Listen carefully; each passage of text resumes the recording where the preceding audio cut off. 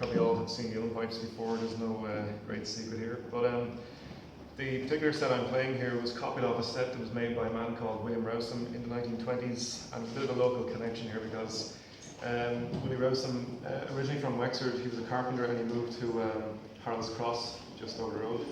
And he actually used to tune the church organ in the church down the road in Rathmines.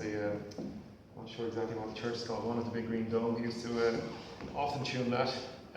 So this set is copied off one of his sets. And I'm going to play a tune called Liam O'Reilly, which I learned from playing with Mary Bergen. She plays it in A minor, but I'm going to try it in B minor, which is a bit of a more unusual key on the pipes, but there's a nice effect when it works out in tune.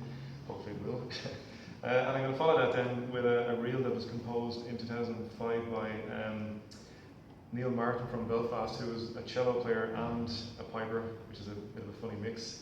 And it's a reel that is in the first movement of an entire suite called No Tongue Can Tell, which is about 40 minutes long. But this is only one of the many tunes in that, so we won't be here too long, hopefully.